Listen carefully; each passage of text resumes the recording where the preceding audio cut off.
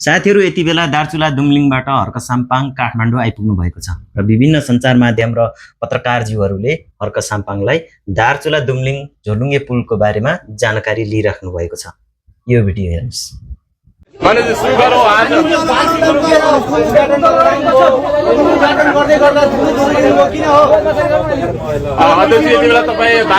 फर्काउँदै हुनुहुन्छ अढाई महिनामै तपाईँले दार्चुला झोलुङ्गे पुल बनाउनु भयो, कसरी स्मरण गर्नुहुन्छ यी दिनहरूलाई? आज काठमाडौँ फर्किँदै गर्दा के स्मरण गरिराख्नु भएको?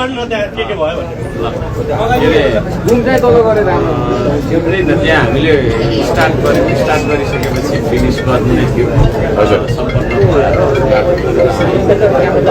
हामी त्यहाँबाट फर्काउँदा स्वाभाविक रूपमा खुसी छौँ।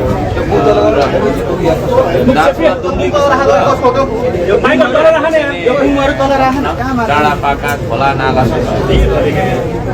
धेरै एट्याचमेन्ट भएर त्यहाँबाट सुन्दै गर्दाखेरि भावुक पनि भयौँ हामी। र त्यसलाई अन्यथा मान्नु हुँदैन, स्वाभाविक ठुलै बोल्दैछु तर यो टाढो भएकोले होला। दार्चुला विकास निर्माणको हिसाबले कस्तो पाउनुभयो? काठमाडौँ दार्चुला तपाईँ धरानदेखि त्यहाँ पुग्नु भएको छ होइन? अब यहाँदेखि जाँदा झन्डै 5 दिन जति लाग्छ। हजुर, त्यसले गर्दाखेरि एकदम धेरै विकट अहिले पहिलाभन्दा अलि बढी तपाईँको छैन त्यो सडकहरूको स्तर उन्नतिहरू गर्दै रहेछ नेपाली सेनाको एउटा टोलीले। त्यही सञ्चार माध्यमहरू पुर्याउने कोसिस भइराखेको छ तर स्टिल त्यहाँ फोन लाग्दैन। त्यो ठाउँमा हामी काम गर्छौँ। त्यहाँ टावरहरू बनाउने डिभाइसहरू इन्स्टल गर्ने कामहरू छ भन्ने जानकारी विकट धेरै विकट छ। अब पुल चाहिँ महाकाली माथि पनि बनाउने भन्नाले त्यो पुल बनाउने भन्नुभयो, तर पछि अर्कै खोल्सा बनायो भन्नेहरूलाई के भन्नु? त्यो एउटा महाकालीकै शिरमा पर्छ होइन, एउटा खोलामा त्यहीँको स्थानीयको माग अनुसार। अब भारतको सिमानालाई टेकेर चाहिँ हामीले लिखतमा भारतको सहमति प्राप्त भएपछि मात्रै गर्न सक्ने कुरा छ, त्यो छ।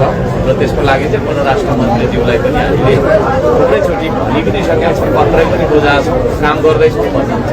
तर अलिक ढिलो भइराखेको छ। त्यो चाहिँ यताबाट होइन उतैबाट ढिलो भएको छ भन्ने चाहिँ मन्त्रीज्यूले भनिराख्नु भएको छ। हजुर, त्यो अब त्यही हो, इजाजत उहाँले लिखतमा दिनुहुन्छ भने ठिक छ, होइन सरकारले बनाउँदाखेरि जाने यहाँनिर चाहिँ 3 जाने सडक चाहिँ त्यो 1 नम्बर पिलरसम्म जाने सडक चाहिँ खासमा बनाउनुपर्छ। त्यो सडक नहुँदाखेरि वारीका मान्छे चाहिँ पारिपट्टि भारतको क्षेत्रमा ट्विनमा झुन्डेर गाडा सडकबाट चाहिँ तपाईँको छैन छिटो यात्रा गरौँ भन्ने बाध्यता उहाँहरूको।